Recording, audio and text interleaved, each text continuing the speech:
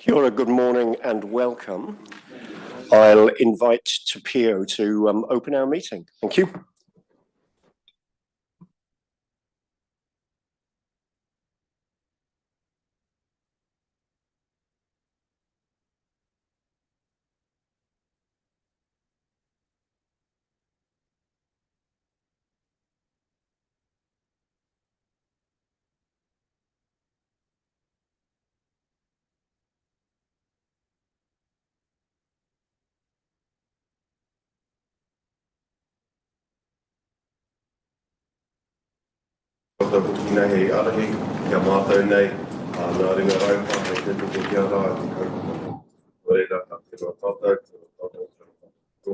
Take the opportunity to welcome everybody, and yourself, Jean. Currently, hope everyone in the and those that are at the governance table online, and the supporting stuff that are also connected. So,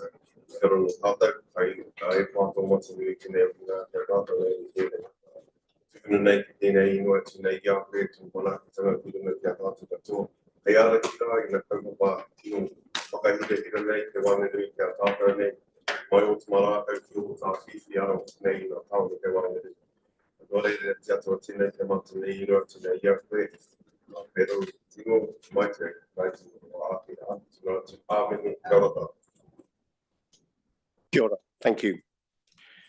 So moving to item 2 on our agenda, apologies. I've got apologies from David Spears, Susan Collins, Pauline McGrath. I did have an apology for lateness from Fitiora, but welcome, you just arrived. But I do have apologies for lateness from Ricky Nelson. And then just noting that there are a number of people joining us online. We've got Fiona online, and we've got Matamoana, who will be joining us online for the Tupakari item. So can I have a mover for those apologies, please? Okay, Ron and Don. I always get that wrong. Don. Okay. So moved by Don and seconded by Matire. All those in favour say aye. Against, that's carried. Thank you. So item 3, conflicts of interest, just serves as a reminder if there's anything that we're discussing as we move through the meeting that represents a conflict, please make it known as we do so. Item 4, public forum. We've got no public forum this morning. Item 5, there are no forum chair presentations. Item 6, confirmation of minutes. So that's paper A on page 7 of our agenda. There's a set of minutes from our formal meeting of the 19th of June, which are on page 7. And then we've got notes from the workshop of the 18th of September on page 17 of our agenda today. So are there any comments or matters that people wish to raise in relation to those minutes of the meeting of the 19th of June? Nothing to raise. Okay, so if I could have a mover then for those minutes, please. So Jane will move, James will second. All those in favour say aye. Against, that's carried. And then moving to the notes from the workshop of the 18th of September, we're to receive those notes. Are there any comments that people wish to make or matters that people wish to raise on those notes before we do so? All right, so if I can have a mover to receive the notes of the meeting, please. Okay, so Stuart moves and Marty seconds. All those in favour say aye. Against, that's carried. Thank you very much. So then, item 7, we've got the quarterly report on page 23. There are a number of appendices to this report, but Craig will present those as we move through. So Craig, thanks for the report. Turning to you now to provide any comment. Thank you, Chair. Yes, just to highlight a few issues in the report and a couple of updates. In terms of the work program upcoming, you know, there that there's plan to put the detailed work program for the next 3 years in front of the governance group in December. So we're working on it at the moment, working that through the management process. And also, I think we've talked about it for a while now, but the comms and communications and engagement plan that'll also come back in December for the SLG to have a look at. The other couple of things I wanted to highlight, the development sector group update. After getting a few questions at the workshop about what our engagement is with the development sector group, just suggesting that we report each quarter on the activities of that group, what issues they've been hearing about, the feedback they've been providing. So that's included in this report. Is just priority 1 in Te Waka, unlocking potential of the Waikato and Bay of Plenty. Nigel, can I get you to speak to that now? That's okay. Thanks, Craig. Sorry, I was not expecting to have a yarn about this, but we did this piece of work with Te Waka. Te Waka was the Economic Development Agency, and the Waikato still is, although they are currently in the process of winding up. So essentially Waikato has no Economic Development Agency at the moment. And we thought we would get this piece of work done before they finished, so that we could have something that perhaps endures a little bit and highlights the key bits that we feel as economic development professionals, but essentially 2 very, very important areas for New Zealand. And to our knowledge, there is little coordination, particularly at a government level, around this part of the Golden Triangle. Obviously, Auckland tends to dominate, and we're definitely seeing a shift in terms of the industries coming out of Auckland, mainly into the Waikato, but also into the Bay of Plenty.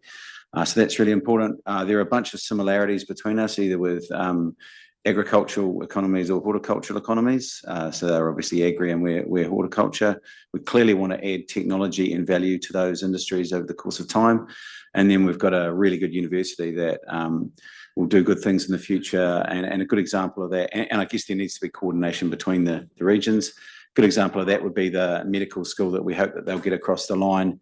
The obvious thing is that they'll produce a bunch of doctors there, but clearly we have an ageing population here that we need to cater for, and a bunch of other related medical staff, nurses, etc., that you would expect to be part of that whole system. So there are some very kind of easy synergies to look after. And then from an infrastructure point of view, obviously Ruakura is growing, and the link between that and the Port of Tauranga needs to be something that we cherish and look after, so that we don't inadvertently place New Zealand in difficulties.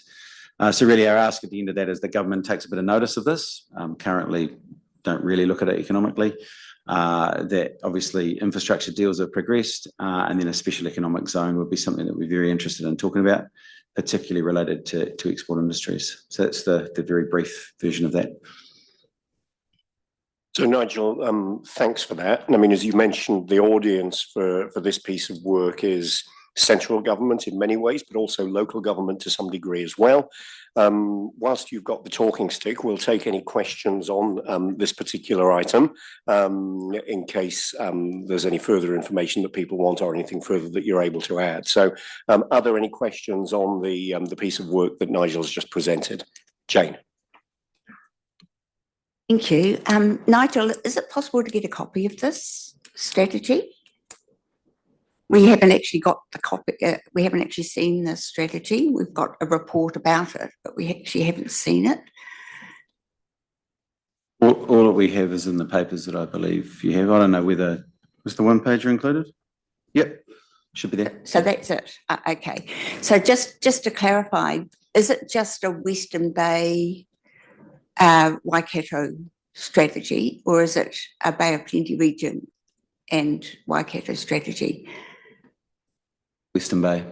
So we were looking at where the economies align, and it's probably less all of the Waikato and a bit more about the Hamilton future-proof zone. Okay. Yeah. That clarifies it.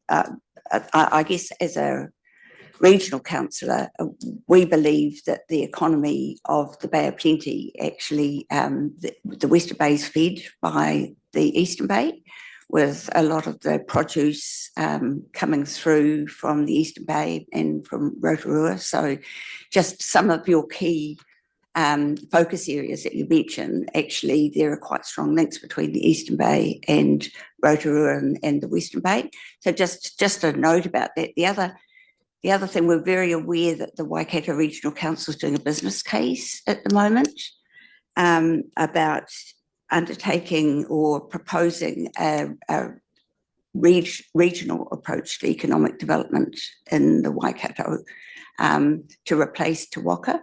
So I don't know where that's likely to go in the future, but I do think with all the things that are moving really fast at the moment, with changes in government and our operating environment, the strategy, I think we're going to have to keep an eye on and adjust it going forward as different levers are pushed by the government. So just commenting that it might be something that we might need to be updated as things change, and maybe that's something that you could feed back to us on how you propose to keep it up to date. I've never done a strategy that sits still for a period of time, so we would expect to update this. We also do work with the Eastern Bay of Plenty and Rotorua, as you know. That wasn't the subject of this piece of work, though. This was the missing bit, and probably the more significant part if we look at Tauranga Western Bay's economy. Thank you. James. Yeah, thank you. So I see there are 3 core asks of the central government on page 41. Can you explain, is there a plan to achieve those, or how do you intend to progress those? Well, it's really up to them in terms of engagement, but clearly we would want, so this has gone to a few ministers. We would wait till the next time we see them to have a meaningful chat with them about how that works. This doesn't need to be done that quickly from a sheer engagement point of view. Obviously, the regional deals framework is underway. Special economic zone, I think we would want, that's a longer term piece, something that they've actually suggested to us. Not that easy to put together, particularly with regionally different rules, but certainly something that we'd be interested to have a look at in place in a bunch of other areas in the world. Are there any further questions for Whitiora? I don't think it's a question for you, bro. I think it's a question for the table. Are the councils getting together on this? I see this is for financial and economical gain, whatever, but I seem to see a missing link where the councils are meeting together at maybe once or twice a year with the other council over in Tainui there.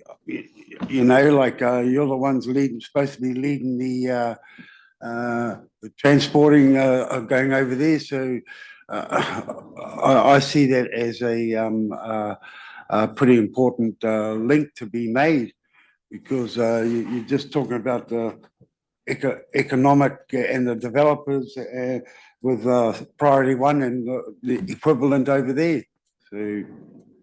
So there is a meeting coming up on the 2nd of December when governors from SmartGrowth and governors from Future-Proof will be getting together in Matamata, and on that agenda will be transport and this item. So they're both areas that we've already had some cross-boundary conversations on, and we intend to continue those conversations in person on the 2nd of December when we have that joint meeting.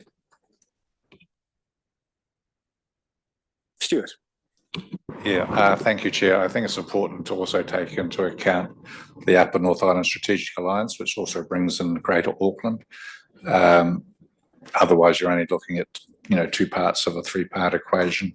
So that work has been ongoing for many years, and they've done a number of very good studies from freight and logistics through to industrial land requirements and other ones as well.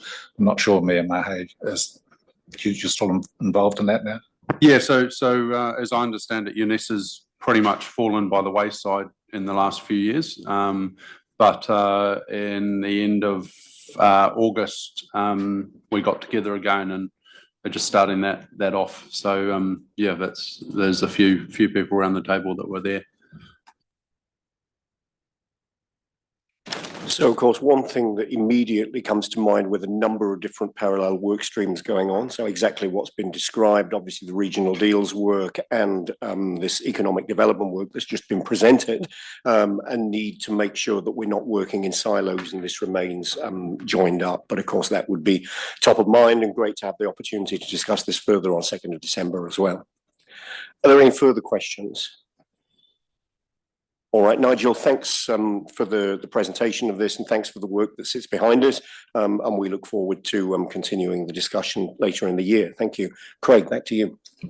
Chair, there's a note in here about the Omanawa Bridge replacement. That was a resolution passed about a year ago about how that should be configured, and there's the outcome from that in the report there. Operating environment changes, just highlighted there, going for housing growth, the Resource Management Act replacement, regional deals and the fast track. In relation to the going for housing growth, there's still quite a lot of work going on with that, and suggestion after talking to others in the technical area that we should report back at the first meeting in 2025 on that, when some of these ideas are more formed up and we know what the implications are. In terms of the RMA reform, probably not news to any of you around the table, but I just wanted to highlight, I suppose, the point that there's one regulatory plan per region, which is what was proposed under the Labor government's RM reform as well.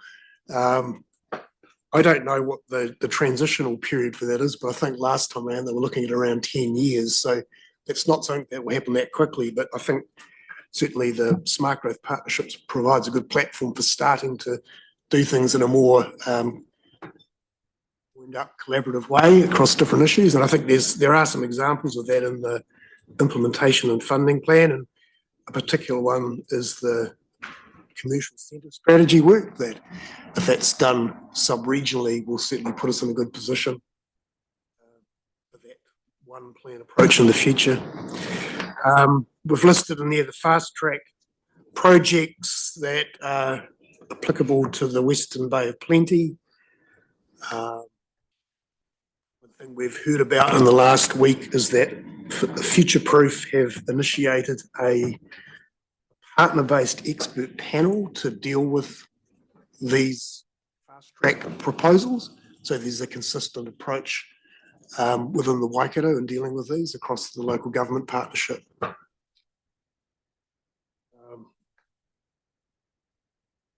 Regional deals just set out there what is in the public arena around the framework that was released in August.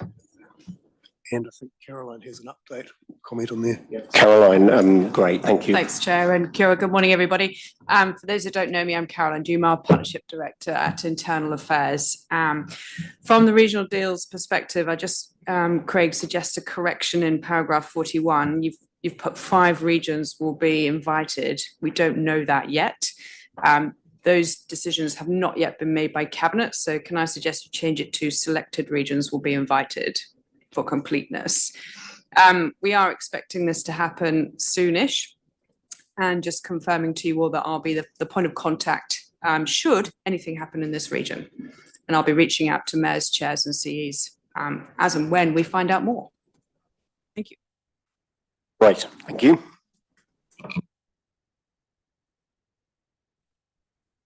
So Yeah, just noting there, changes in part representation on SmartGrowth and there's a few absences that I was hoping for a verbal update from KO and Okakotahi on those. I'm not sure whether anyone has any. Was Darren online?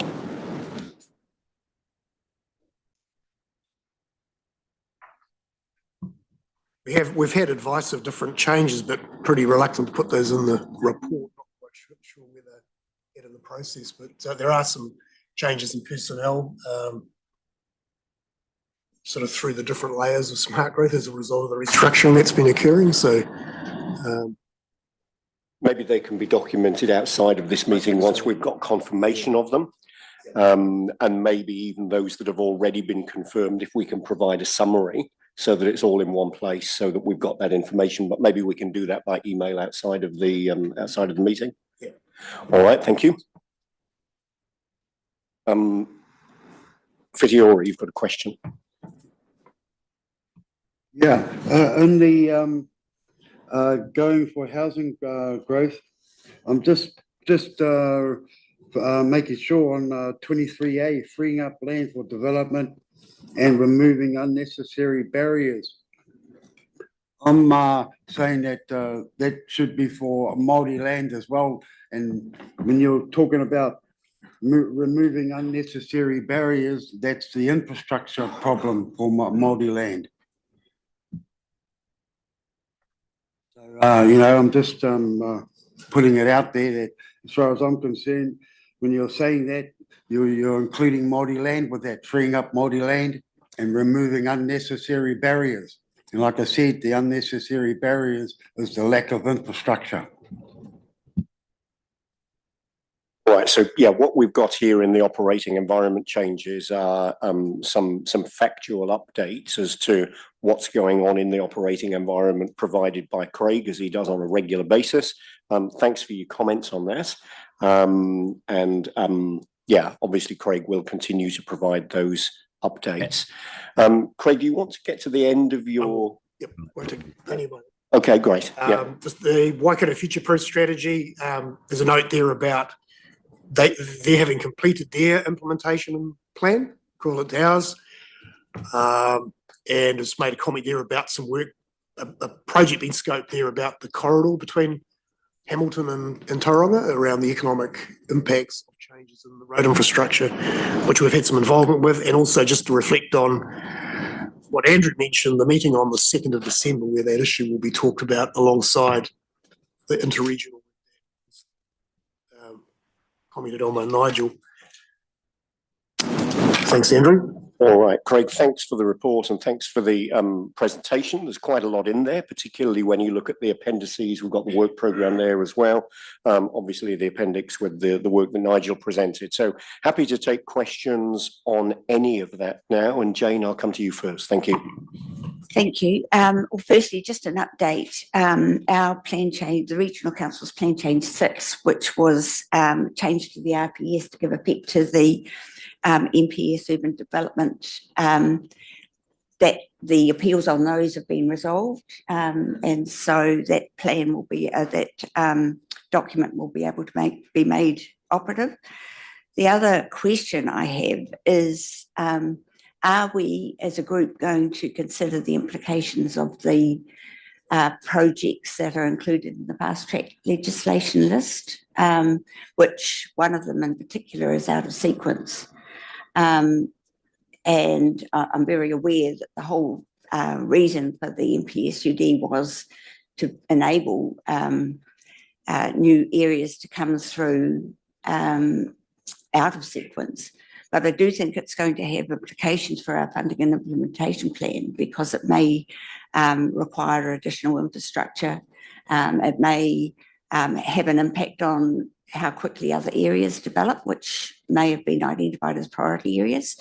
So is there any intention for us to have a conversation about that and potentially put out some sort of press release similar to that that's been put out by the Waikato region?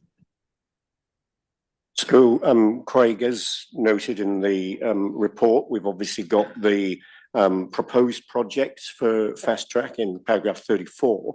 The bill, paragraph 35, the fast track approvals bill is expected to go before Parliament for a second reading in November, passed into law by the end of the year. So that's the point at which this becomes live. Craig, obviously there's a piece of work that we need to do looking at how this aligns with the smart growth strategy. At what point would we do that? Would we start thinking about that now in anticipation that these projects will be approved, or do we wait for it to be passed into law?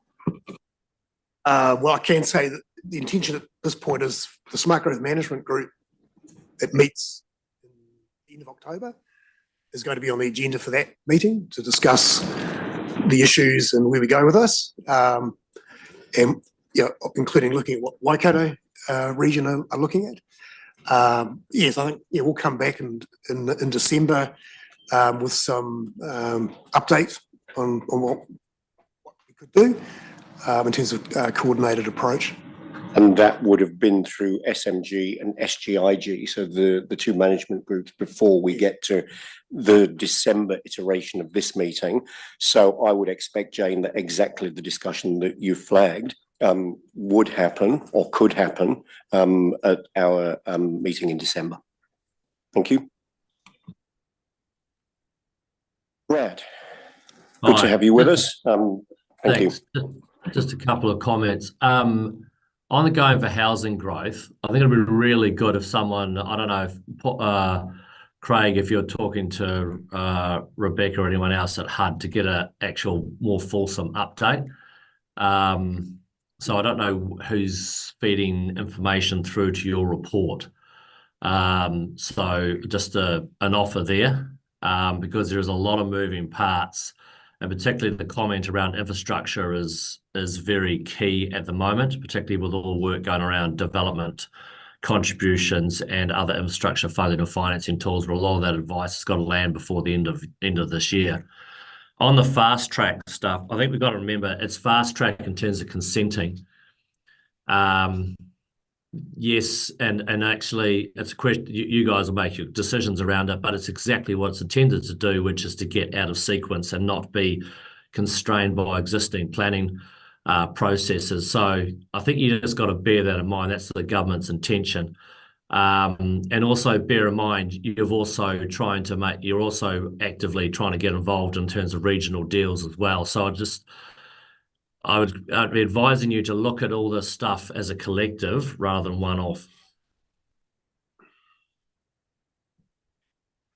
Thank you for those comments. And again, obviously, there's some further work could be done in preparation for our meeting cycle that lands in the December meeting to pick up some of the suggestions that you've made. Yeah, no, perfect. Thanks very much indeed. Thank you. Cool. Just the question about who's advising on the going for housing growth, that's through Rebecca Tong, who's our main point of contact and information. And we did discuss the timing for coming back with a deeper dive into this information. And the suggestion was early in the new year would be the best time. But yeah, there's a lot going on. So yeah, we'll definitely provide an update at the December meeting on how that's tracking. Thank you. Are there any further questions for Craig on any aspect of his report, his quarterly report, or any of the information in the appendices? Stuart. Just to note my disappointment about the Manawa Bridge going from 4 to 2. That's incredibly short-sighted. Anyone knows that the concertina effect coming down the hill has huge ramifications for congestion when you go from 1 lane to 2.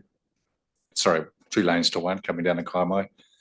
It's you can have modelling coming out your ears, but the practical reality is it's very short-sighted. Noted. Thank you. I'd just like to support that comment. It's already a congestion. It's already dangerous, and it's why do we say we're looking for the future when we're actually making decisions like that? I don't understand it at all. Any further questions or comments on any aspect of Craig's report?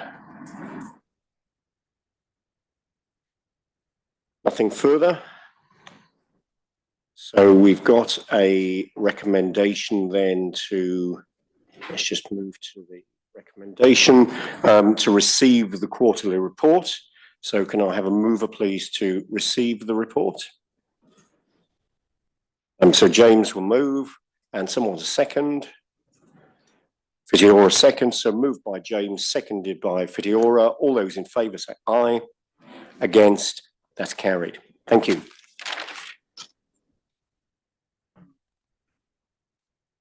The Tupaka report's the next on the agenda. So yeah, why don't we take the Tupaka update next, and then we'll move into the implementation funding plan. So Elisha, welcome to the table. I don't know whether you've met everyone around the table yet, but it's good to have you with us, and welcome aboard in your new role. Yeah, thanks very much indeed for your report and opportunity to take the report as read, but obviously for you to provide some comment on it. Thank you very much. Good day, everyone. You're probably wondering who is this new person in the space, so I thought just quickly introduce myself. So, ko Elisha Rolliston Aho. I am a proud descendant of Ngāti Ranginui, Ngāti Rangi Ngāti Pukenga, born and raised here in Tauranga, having schooled at Tauranga Boys College, and having previously worked at Tauranga City Council in the heritage space, now working at the Ministry for the Environment in a Mātauranga Māori policy role, as well as working with SmartGrowth as a technical advisor, kaiarahi, alongside Craig, Te Pio, and Nicola. A lot of you will know my family. Being a Rolliston, you can't hide in Tauranga Moana. My grandparents, Peter and Jennifer Rolliston.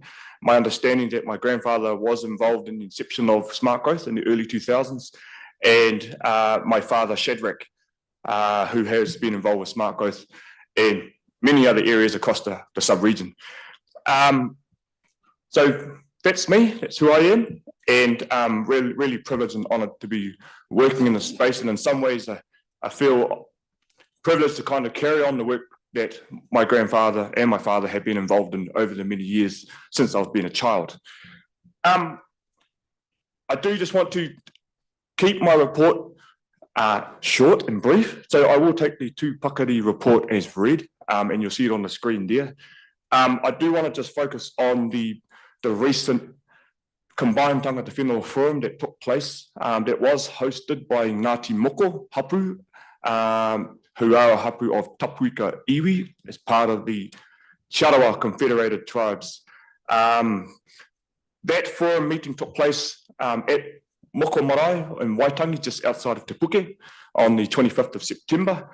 And from what I've heard from feedback from many people is that it was a really constructive and good hui, with high attendance in comparison to when hosting Combined Tangata Whenua Forum meetings in chambers and council facilities.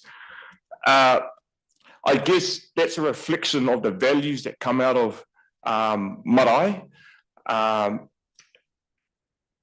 being a space, a safe space and inclusive space for wānanga and discussion that enables tangata whenua to contribute ideas and to openly and freely share their thoughts.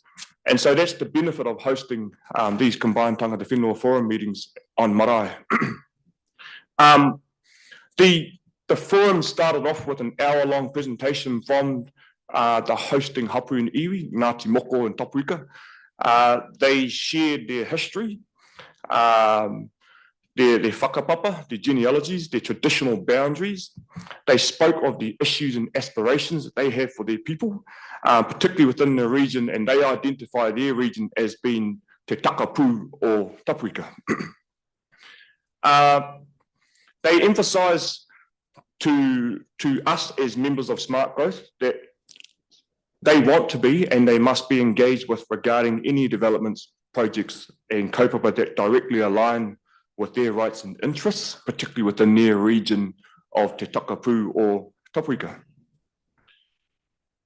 They explained how they express their mana motuhake, their autonomy, and how they exercise their rangatiratanga authority over all their mountains, their rivers, their waterways, coastal areas and lands within their region of Te Takapū or Tapuika. And so their presentation was perfectly summarised by the Tapuika Iwi Authority's vision, and that is our vision is that of Tapuika are living successfully as Tapuika in the land claimed by their ancestor Tia. Following their presentation, I reminded those who were present and online at that hui around the transformational shift within the Smart Growth strategy, marae centres and opportunities for whenua Māori to delivering Māori housing in Papakainga. And so that transformational shift emphasises marae as not only simply being cultural spaces, but marae as cultural, social and economic centres, activating the affordable development of housing on whenua Māori or Māori land, and opportunities for Papakainga, housing, education, social and hauora facilities. And so there was a lot of support for that transformational shift. There was still a lot of optimism that is the best way forward, moving forward into the future for tangata whenua across the sub-region. I then moved on to updating the forum on the implementation and funding plan, particularly the key actions that are of interest to Māori tangata whenua. And so in the implementation and funding plan, there are 7 key actions, and 2 of them on the day sparked a lot of discussion. One of the key actions is to develop a Smart Growth Joint Agency Group, or JAG, to oversee Māori housing delivery across the sub-region. There was an overwhelmingly a lot of support and a positive response to that. There was a strong support and interest to see the possibility of re-establishing JAG. And a few people got up in the meeting and were reminded of when JAG previously existed. And they were reminded of the values and the benefit that a joint agency group brought. The second key action that sparked a lot of discussion in Wānanga was the key action around developing a business case models to progress the feasibility, consenting and infrastructure design and build for social housing and home ownership, aligned with the transformational shift as marae centres and the transport corridors approach. And so particularly from Tapuika and Waitaha and Ngāti Moko, their issues and concerns were raised around resourcing. They raised the fact that they are expected to be engaged with, particularly from members of Smart Growth and councils, and their concerns are that they feel they need resourcing, not only in financial areas, but in capability building. And so the riddle or the challenge was laid before us, what are you going to do to support us to ensure that us as Māori, tangata whenua, are equipped with the necessary know-how to understand the space. They talked about areas of smart growth, spatial planning, urban development, policy, local government regulations, and central government legislation are all highly complex areas. And so resourcing, they believe, is an absolute key to ensure the successful implementation of the Smart Growth strategy. The next combined tangata whenua forum hui will be hosted on the 4th of December, Wednesday the 4th of December, by Ngāti Pukenga at Te Whetua Tarangi Marae in Welcome Bay.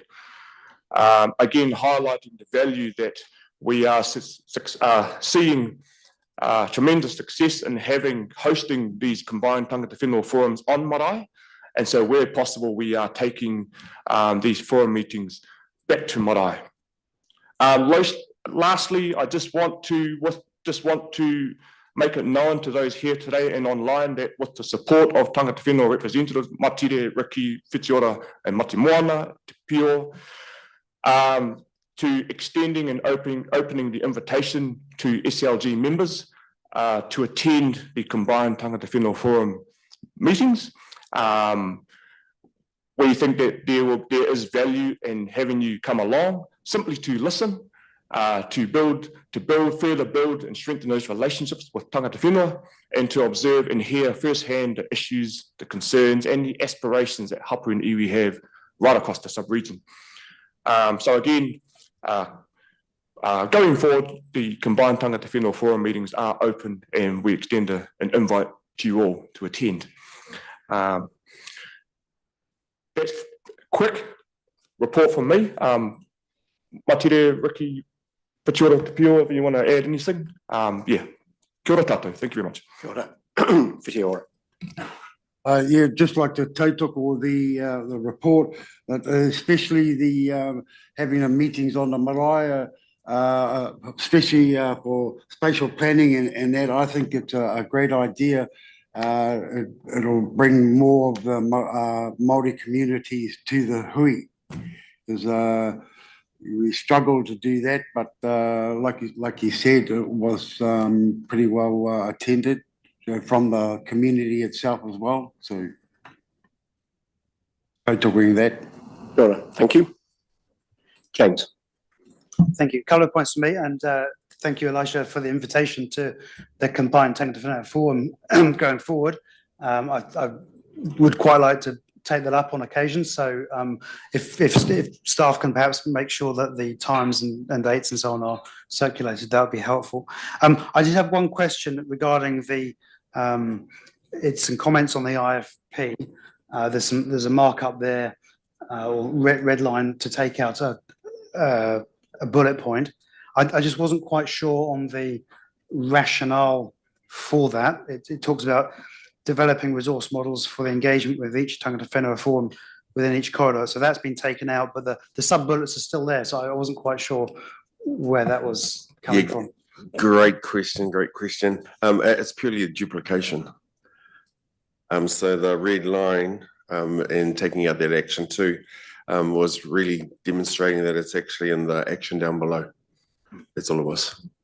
Right, I thought it was a simple explanation, so thank you for that. Cheers.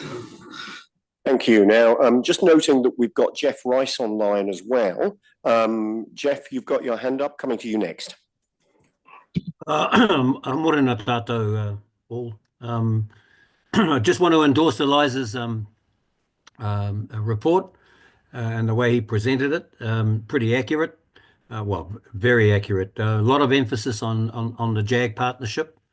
No question about that.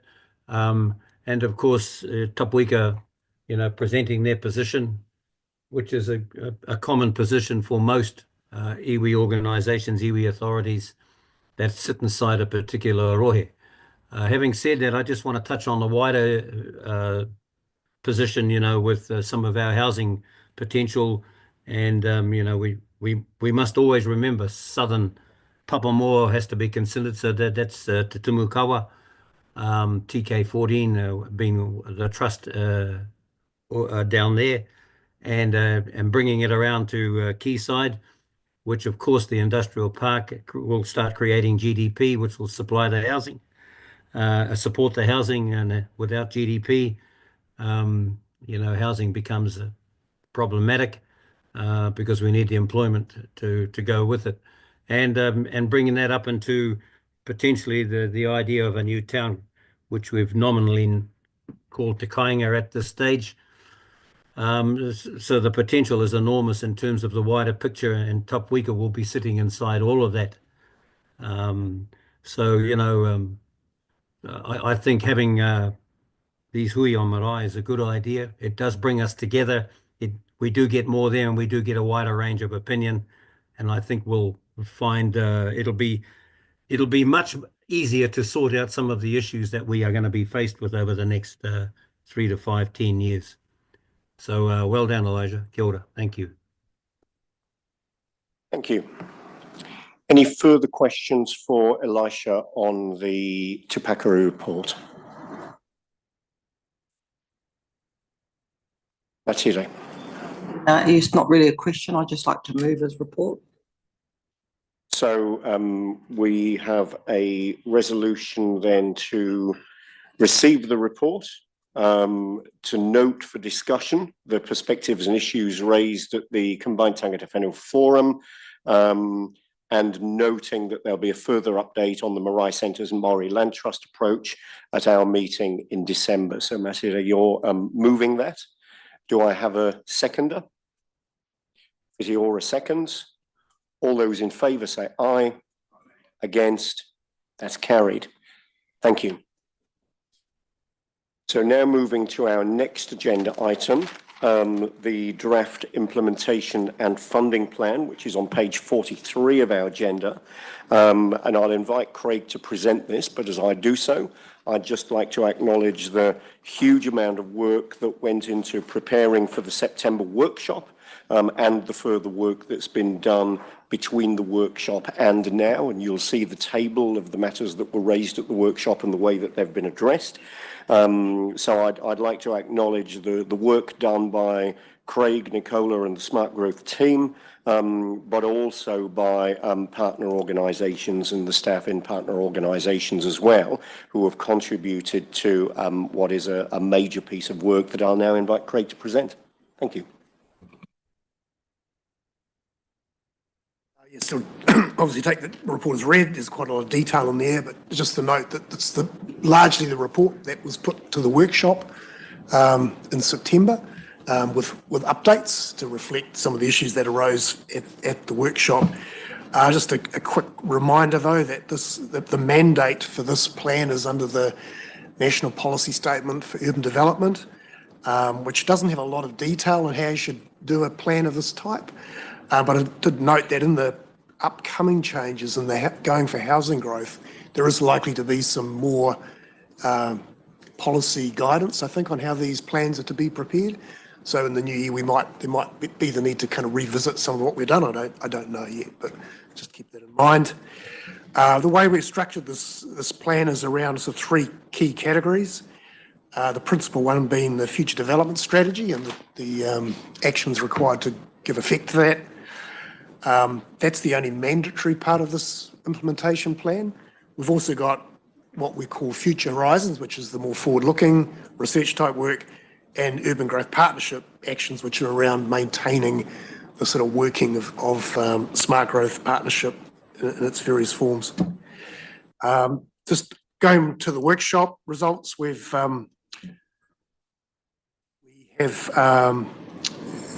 tried to do a quite systematic analysis of the issues that came through the workshop and provided responses to those, all of which have been included into the draft that's in Appendix 1.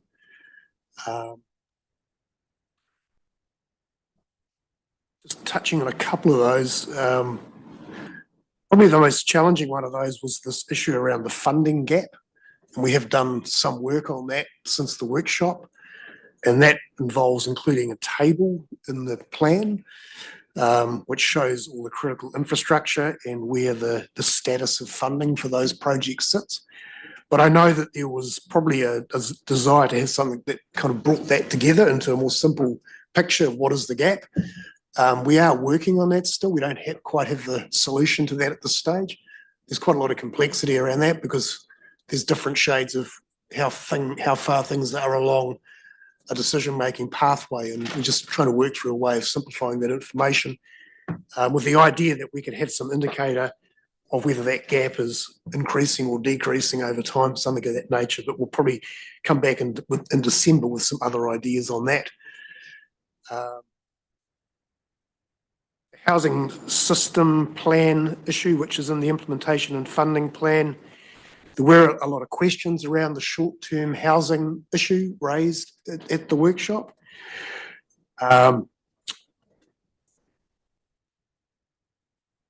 There's in the agenda, we've included the draft housing system plan that was done about a year ago. Like a lot of things we're working on, that's been quite significantly impacted by changes in government policy and the delivery arms of government. So there does need to be some review work done on that. That's been kicked off now. working through the SMG and SGIG, and probably an update in December on how that's progressing. We don't think the work will be finished by then and updating. But in parallel with that, as was mentioned at that workshop, TCC are undertaking a stock take of short-term housing delivery at the moment. I think that delivery of that is due at the end of this month. Someone might be able to update on that. There is the issue of sector group representation that came up at the workshop. The point there is that doesn't need to be dealt with as part of this implementation plan. We're looking at coming back in December with the communications and engagement plan that will address how those sector groups will be engaged into the future. There's a set of recommendations there. And I know there are some questions coming up on the delegated authority we have for this implementation and funding plan. We had a close look at the agreement for the Smart Growth Leadership Group to try and determine whether or not this group has delegated authority to approve this plan. Sorry. Yes, just to repeat that, there are some questions around the authority of the SLG to approve the implementation and funding plan. We carefully worked through the terms of the agreement for the Smart Growth Leadership Group, and I spoke to people who were involved at the time that was formulated, and their clear view is that the intention is this group does have the authority to get on and make this type of decision. The strategy is something that had to go through a public engagement process and went back to partners for sign-off, but the intention is that this implementation level plan needs to be more responsive, and it's appropriate for the Smart Growth Leadership Group to make that decision and also to make future decisions around ongoing updates and changes. So I'll take questions from there. Thank you, Chair. Thank you. So now that you've opened up that matter, Craig, Jane, I'll turn to you immediately to pick up on, I know, a comment that you're going to make or a question that you're going to raise on exactly that same matter. Yes, I just think for safety's sake, for this group, we need to make sure that we are very clear that we do have the mandate to approve this. So the Smart Growth Joint Agreement holds the delegations, and we signed that off in June 23. And the relevant delegation actually says overseeing the development and implementation of the 2023 Smart Growth Strategy, which incorporates the requirements of the Future Development Strategy, and in particular, the implementation plan, including adopting any drafts for public consultation. So my suggestion, just to keep us safe, just to make it absolutely crystal clear that we have the delegation to approve the implementation and funding plan, that we consider an additional recommendation to amend that recommendation, that delegation, by adding and approval and monitoring of the implementation and funding plan at the end of it. So that, because it is a bit unclear and really only talks about signing off drafts for public consultation, I think by adding in the words to make it absolutely certain that this group has got the ability to sign off the implementation and funding plan and monitor it without going back to our parent. So I'd like some guidance if we can actually accept that recommendation at this time, because if so, I would like to make it. So the advice I've received is that this group has got the ability to make changes to the partnership agreement. Certainly it would be good to make sure that we do have a belts and braces approach to clarity, so that there is no doubt there. So you've suggested some amended wording. Which is the paragraph in the partnership agreement that would need to be amended? Got the paragraph number, unfortunately, but it is the section that deals with overseeing the development and implementation of the 2023 Smart Growth Strategy. So it's just a tight paragraph.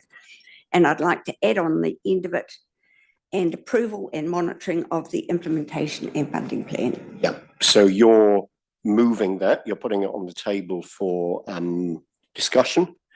And yeah, as I say, we've got the authority to do that if it was the desire of the group to do so. So to put this on the table, can I get a seconder for your motion? So Stuart, you'll second. And let's discuss this now, and then we'll move into any other substantive questions on Craig's substantive report and the plan itself. And obviously we can look at any aspects of those recommendations as well. Jen. Thank you. I just would like to acknowledge that this decision was made in 2023 before our time. And I think I understand the desire to be able to implement something that is in the strategy, that is an intention, but from Tauranga City Council, for personally, I would like to be able to consider, go back firstly to the partnership agreement and that clause, and make sure as a council we are comfortable with that partnership agreement, and ensure that we're not making a decision on behalf without any discussion to enable decisions to be made on behalf later. But I think at this stage, it would be sensible for us to have a wider discussion on that with the new council in Tauranga. So for you to go back to your council to ensure that your council was comfortable with you making the decision that's requested of you today? Correct. Yep, thank you. All right, which then would mean that we wouldn't be in a position to make the decision to amend today. I mean, Craig, you've obviously provided advice around what's been communicated as the intention on this matter at the time. So the suggested wording are to clarify that intention. Where would that leave us today in terms of decision making?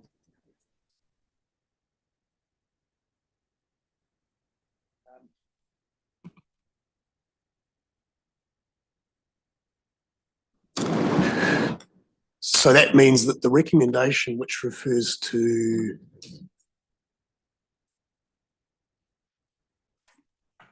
Christine, happy to take some comment from you here. Thanks very much indeed. Welcome to the table. Thank you.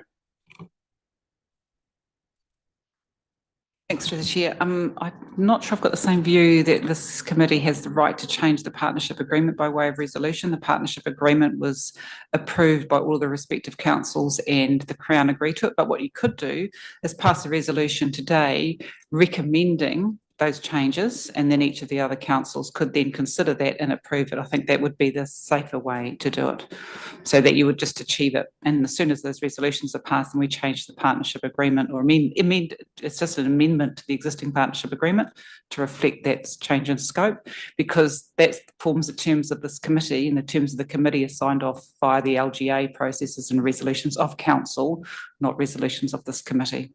So that would be my recommendation. Great. So thanks for that advice, and great to have it.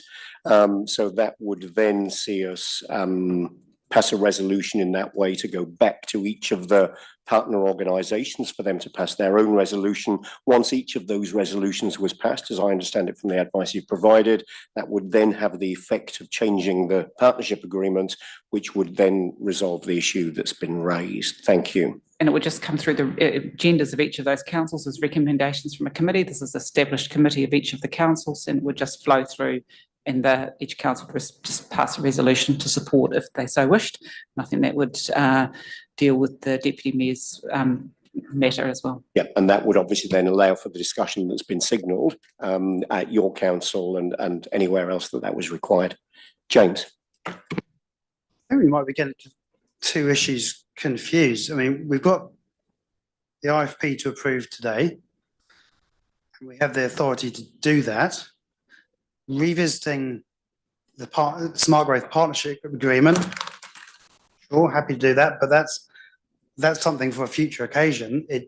I think trying to have that discussion now as we're trying to approve an IFP under the current settings seems a little bit back to front to me, or risks just delaying everything for months, frankly.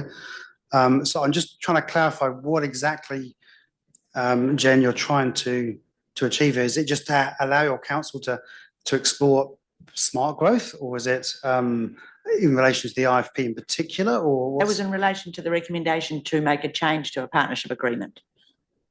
So it was about the change that was put forward by Jane to make a change to the partnership agreement.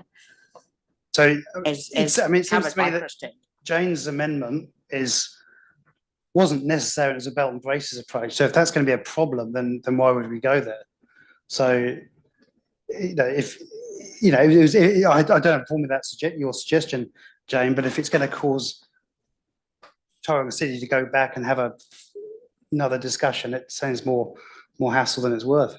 So Jane, just to clarify, your proposed amendment to the partnership agreement was or is a belt and braces approach, to be absolutely clear that it's specific within the partnership agreement, but there's no suggestion that the partnership agreement doesn't allow us to approve the IFP today. We have had advice from our staff that staff believe that it is implied, and that's fine. And given that it's implied, I was happy to sign it off.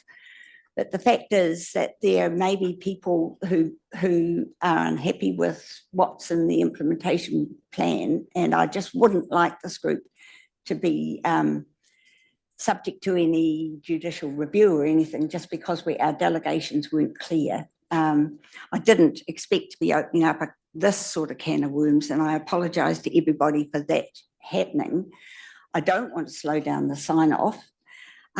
The question I'm asking is if Tauranga City Council does want to just have the opportunity to look at that joint partnership agreement, that we can retrospectively, that we can sign off the agreement today and then just clarify that delegation when it's maybe the joint agreement comes back to it some later time. I don't want to slow this down. Staff have done a huge amount of work, and if it wasn't for the fact that I'm such a stickler for words and wanting to know that we actually have the right,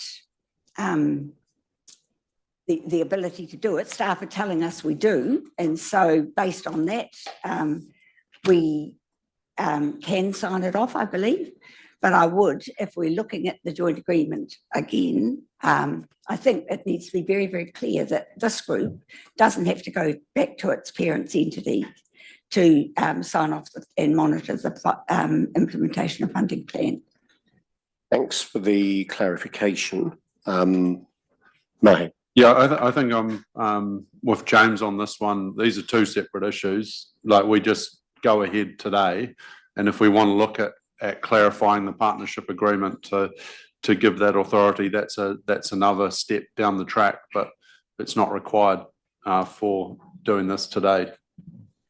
Great, thanks for that comment. So that would lead us to, assuming the room is comfortable today, and on the advice that Craig had already provided, having spoken to the parties that were involved in putting the partnership agreement together at the time, that it was always intended that the partnership agreement would give us the ability to approve the implementation and funding plan.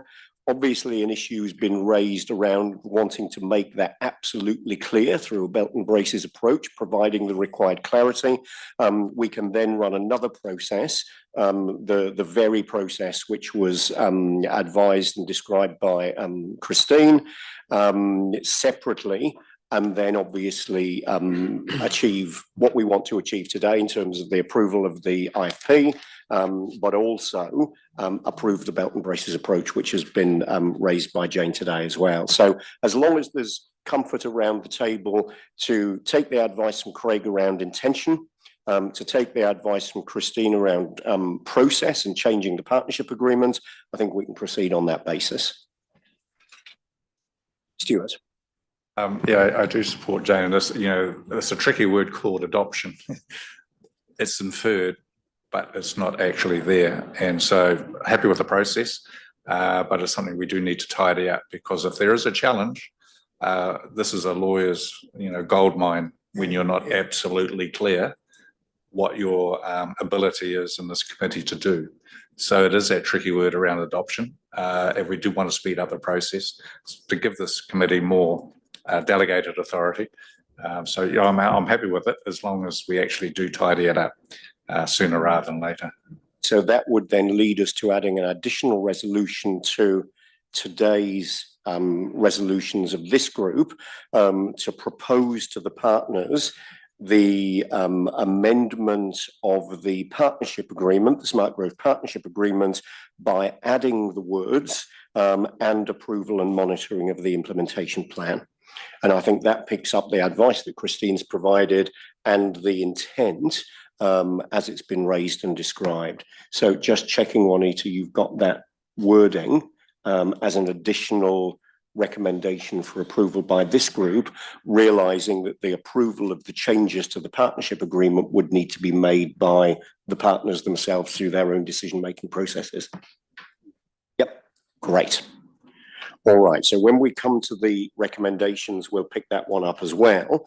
So just looking at the additional recommendation, the other recommendations, where we're intending to get to today, and there may well be some questions and clarification that Craig can provide if indeed there are questions. Where we're intending to get to today is that we approve the plan, noting our satisfaction with the various procedural matters and the areas that are mentioned, that we communicate approval of that, including putting the implementation and funding plan on the SmartGrowth website. There's a delegation to me as independent chair to make any minor corrections that are required. So that's the same process that we ran with the strategy, and that would be minor rather than any substantive corrections or updates.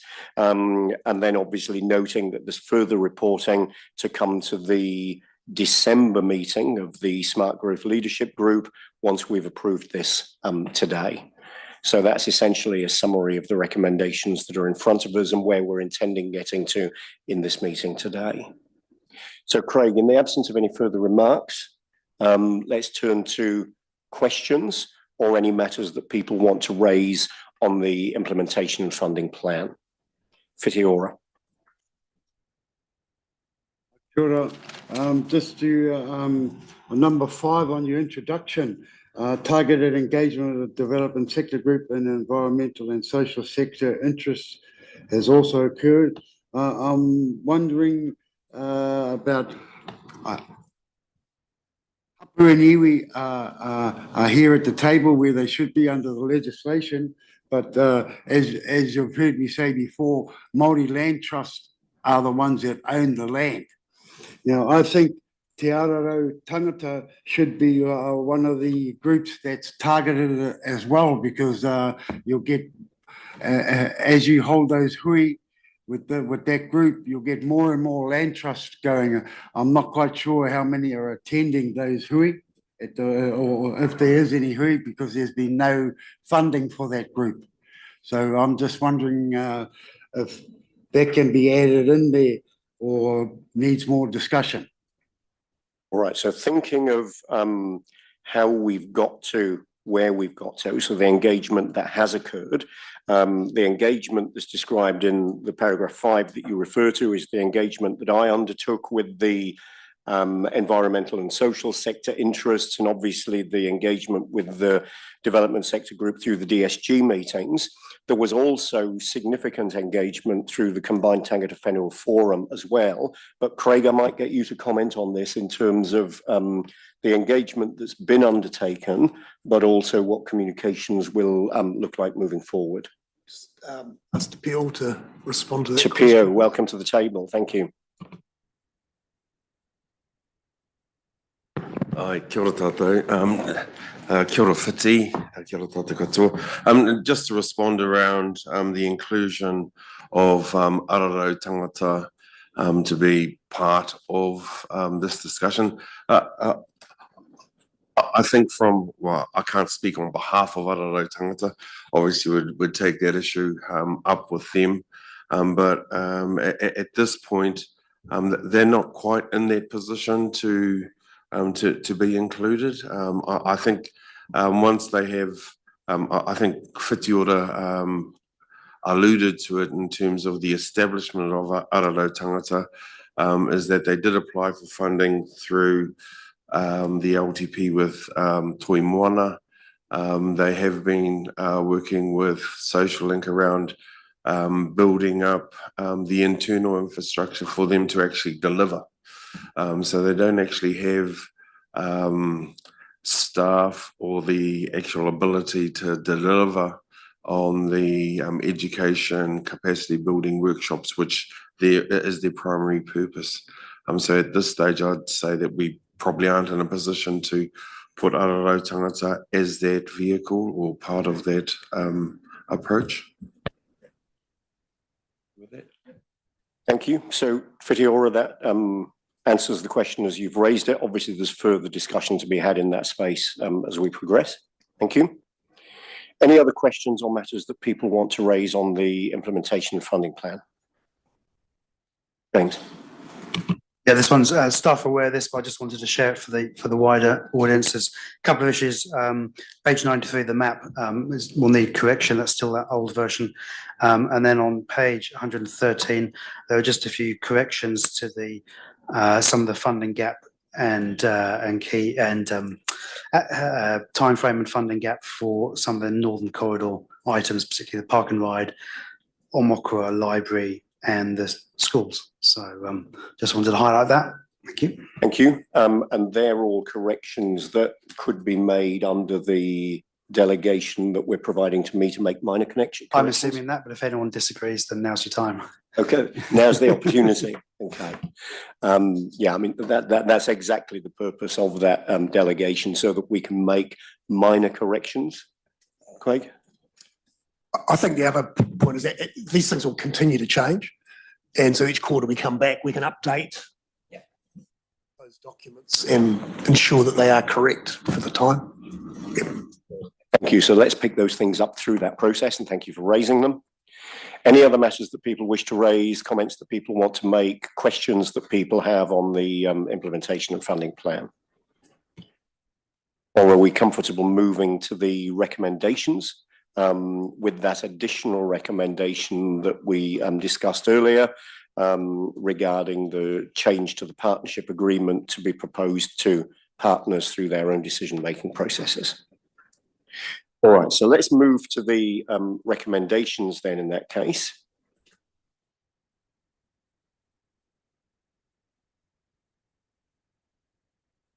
Which are on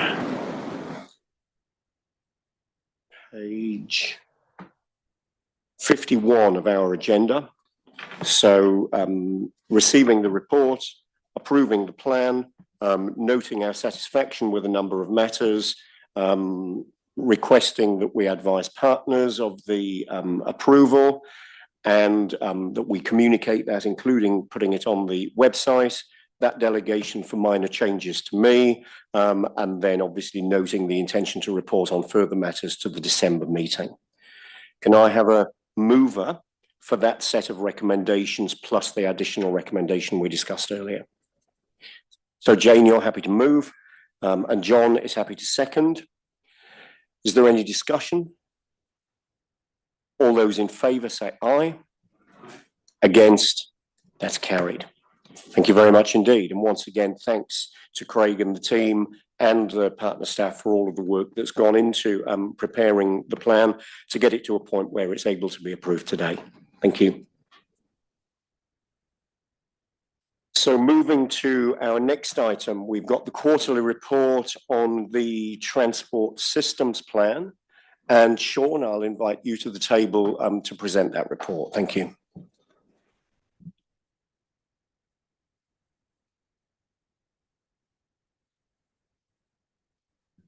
Morning, everybody. I'll take the report as read, and there were a couple of points I would just like to cover off. So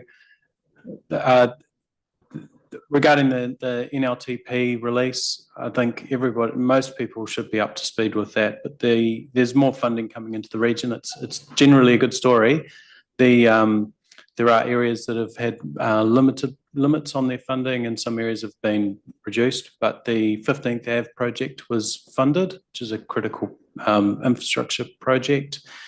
Cameron Road Stage 2 and Hewlett's have been put back, and the RONs have been accelerated. So regarding transport governance, so this is quite a hot topic at the moment. We've been exploring the reconfiguration of the Tauranga Joint Public Transport Committee with a refocus on providing better alignment so that the joint recommendations and advisory back into the home councils is more streamlined. The scope is going to be covering more than public transport. We have an open workshop on Friday, a workshop that's open to the public on Friday, and it'll look at options and the focus for this joint transport committee. And as it relates to TSP, long-term strategy will remain linked into SmartGrowth, and short-term outcomes will be the subject of the new committee, which is generally, SmartGrowth has really added a lot of value in the long term, like the TSP approval and endorsement, whereas there's been a bit of misalignment when you get to project delivery and sequencing. The SmartGrowth isn't the right forum for that, whereas the Joint Public Transport Committee is probably the best place for that. Regarding the program scenario planning tool, we've been developing a tool that allows us to look at the long-term program and sequence based on certain constraints. So if we've got funding constraints or sequencing constraints, it allows us to get a good picture of the long-term pipeline for informing LTPs and further out than that. And so we're running some. We've only just finished the prototype, and we're running some scenarios on that, looking at the roads of national significance being fixed with certain other funding constraints in place. That's our main focus, and that's about covers the key topics. I'm happy to take any questions, any areas of interest for people. Thanks, Sean. So moving to questions. No questions. Any comments or matters that people wish to raise on the report? All right. So, Sean, thanks for the report and for the commentary this morning. So we've got a recommendation, and the recommendation is to simply receive the quarterly update. So can I have a mover to receive the update? So Stuart, and seconded by Don. I'll put the motion. All those in favour say aye. Against? That's carried. Thank you. Right.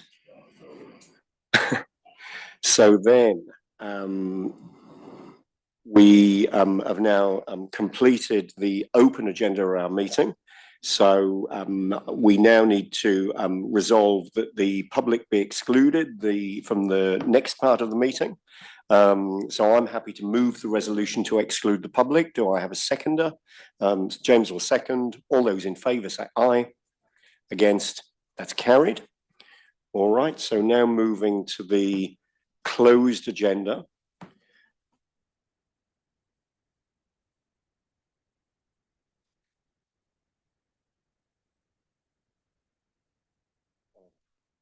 Now that we've got the PowerCo submission that we need to approve in open. We'll do that when we go back into the open meeting after we readmit the public. All right. So now that we're in public excluded, we've got two items on the